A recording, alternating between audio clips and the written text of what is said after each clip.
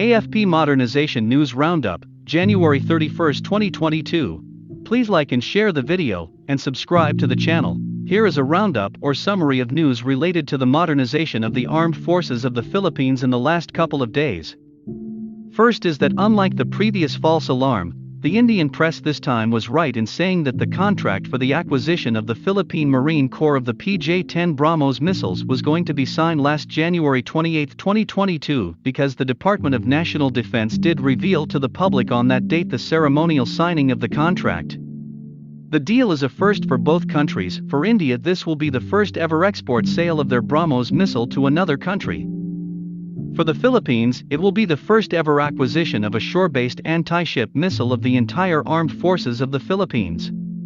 The Department of National Defense also revealed the approximate exchange rate for the contract, which is around 50.4 pesos for every United States dollar for 3 batteries worth 18.9 billion pesos, or $374.9 million.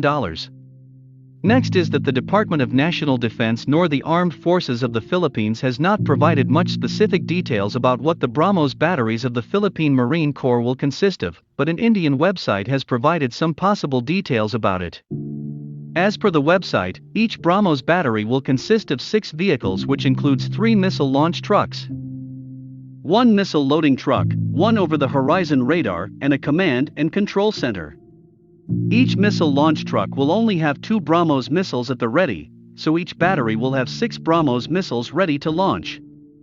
For 3 batteries, that will be a total of 18 BrahMos missiles ready. The reason for using only 2 missiles instead of 3 as seen on most pictures of the land-based BrahMos launchers seem to be to enable the missile launch trucks to fit and be transportable on board the C-130 Hercules aircraft of the Philippine Air Force.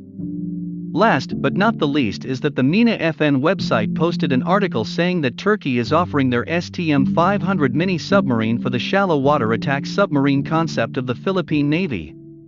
The mini-sub is built by the Turkish company STM, and has a displacement of 540 tons, length of 42 meters, and a width of 8.5 meters.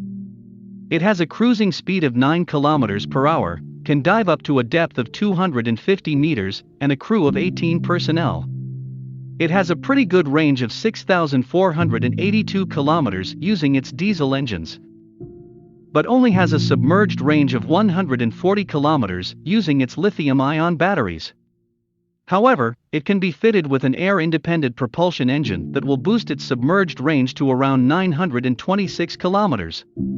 The STM500 surprisingly has a good weapons load, capable of carrying 8 missiles and/or torpedoes in 4 torpedo or missile tubes. In my humble opinion, I think the STM500 Mini Submarine fitted with air-independent propulsion engine will be a pretty good naval combatant for the Philippine Navy, as its submerged range will be better than some of the submarines out there with non-air independent propulsion like the Kilo-class submarine or the Type 209.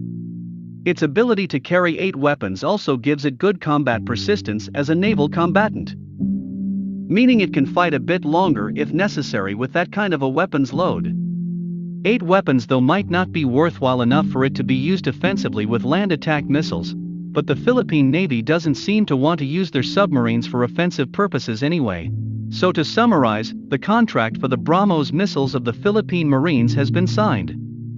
These will reportedly have 2 missiles per launcher, or 6 missiles at the ready per battery, and Turkey is offering their STM500 Mini Submarine to the Philippine Navy. Thank you for watching the video. I invite you again to like and share it, and subscribe to the channel.